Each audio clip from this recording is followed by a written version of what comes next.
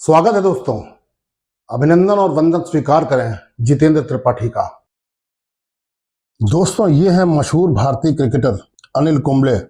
अपने टूटे हुए जबड़े की चोट के बावजूद वेस्टइंडीज में 2002 में चौथे टेस्ट में बॉलिंग की और ब्रायन लारा को आउट किया। इनकी चोट को तो हम सब ने देखा, बल्कि हम सब ने क्या, पूरी दुनिया ने देखा और महसूस किया। लेकिन इनका क्या, ना कहीं चोट दिख रही ना कहीं दर्द। दोस्तों, पिछले लगभग 3 साल से ये खिलाड़ी अपने दिल में दर्द का दरिया लिए हुए देश के लिए खेल रहा है। दर्द ऐसा कि आत्मा को चीर दे, आघात ऐसा कि आंखों में आंसुओं का सैलाब ले आए। फिर भी ये खिलाड़ी हिमालय जैसा संयम और धीरज रखकर देश के लिए खेल रहा है। जी हाँ, ये है भारतीय क्रिकेट टीम के मशहूर और होनहार खिलाड़ी शिखर धवन।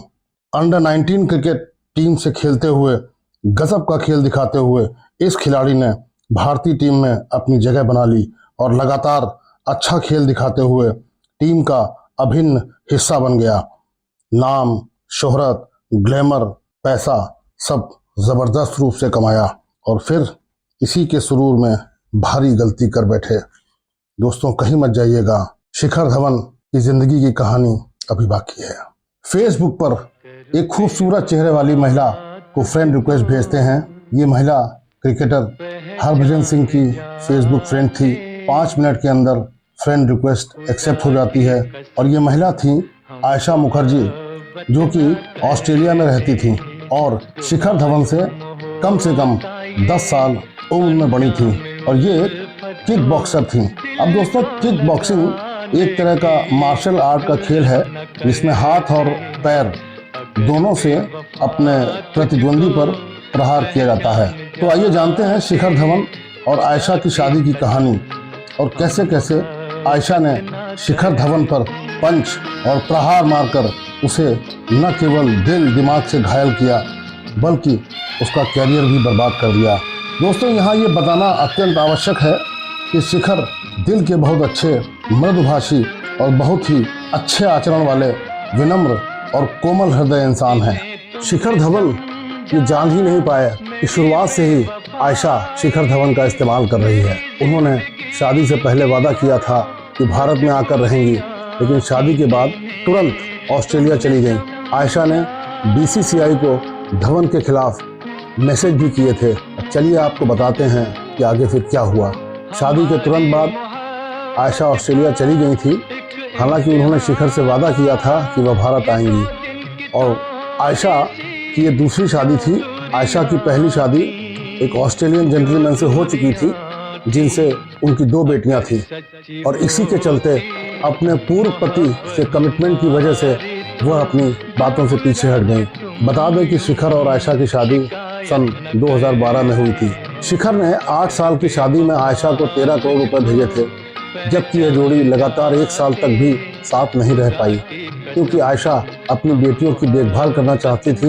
यह क्रेडिट कार्ड, बच्चों की स्कूल की फीस, यात्रा, होटल आदि के माध्यम से उसकी शानदार जीवन शैली पर खर्च किए गए करोड़ों रुपए के अलावा है।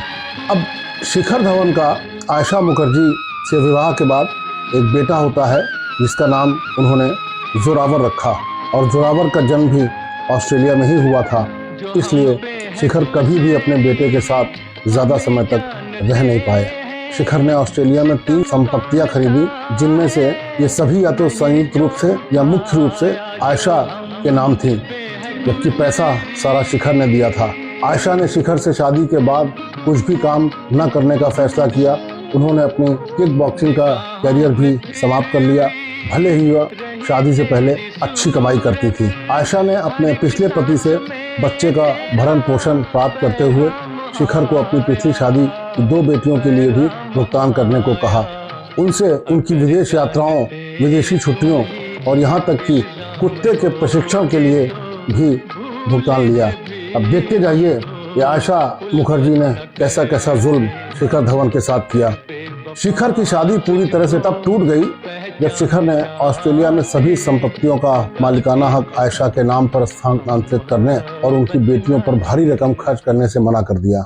और इन लड़कियों में से एक लड़की बहुत पहले ही बालिग हो चुकी थी, अब ये आयशा जो है ये उस लड़की के बॉयफ्रेंड का भी खर्चा शिखर धवन से मांग रही थी।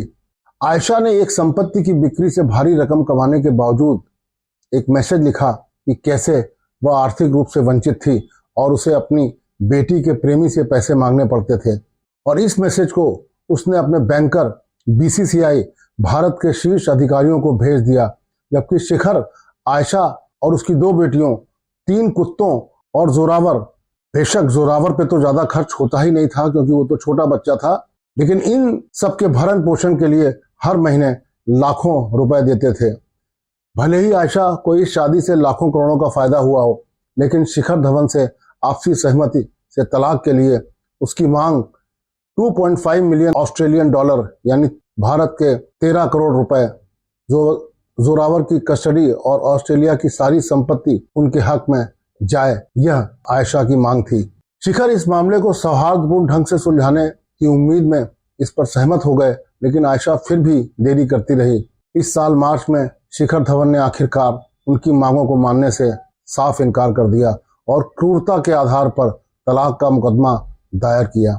ये जो आयशा है, ये शिखर को अपने बेटे जोरावर से मिलने ही नहीं देती थी और ऑस्ट्रेलिया में जो इनका घर है वहां भी घुसने पर इन पे पाबंदी थी और बेटे से बातचीत भी बड़ी मुश्किल से शिखर की हो पाती थी।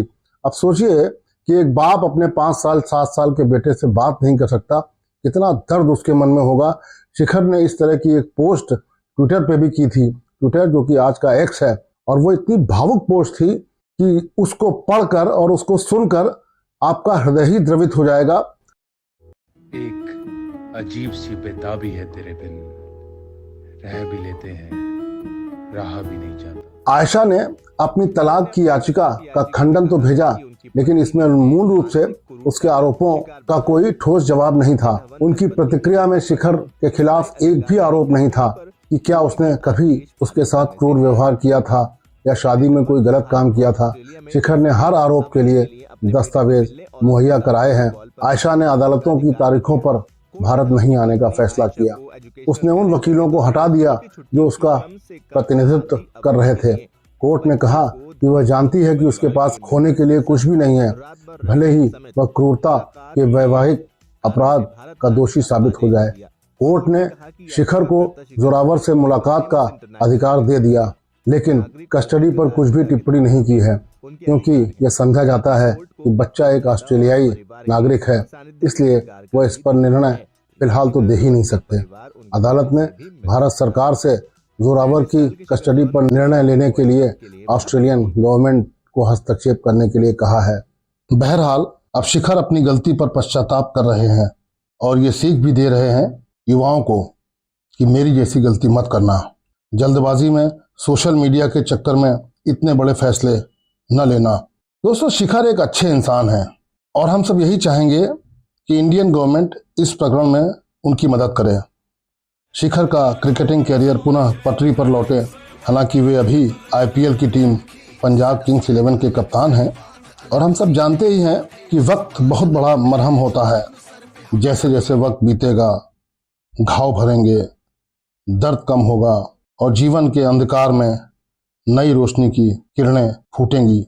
शिखर तो यही सोचते होंगे, दिल बेचैन हो जाता है खुद से सवाल करके, क्या गलत किया मैंने तुमसे प्यार करके। तो मैं उनसे कहना चाहता हूँ कि तेरे जुनून का नतीजा ज़रूर निकलेगा, तेरे जुनून का नतीजा ज़रूर निकलेगा। इस स्याह समंदर से नूर निकलेगा। हम सब की तरफ से आगे के जीवन के लिए बहुत सारी शुभकामनाएं। शिखर धवन, जीवन रुकने का नहीं चलने का नाम है। उम्मीद है कि जानकारी आपको रोचक लगी होगी। आपको ये वीडियो अच्छा लगा हो तो कृपया इसको सब्सक्राइब करें, शेयर करें, लाइक करें और मैं आपसे वादा करता हूँ ऐसे ही खूबसूरत वीडियोस, रोमांचक वीडियोस आपके सामने प्रस्तुत करता रहूँगा। नमस्कार।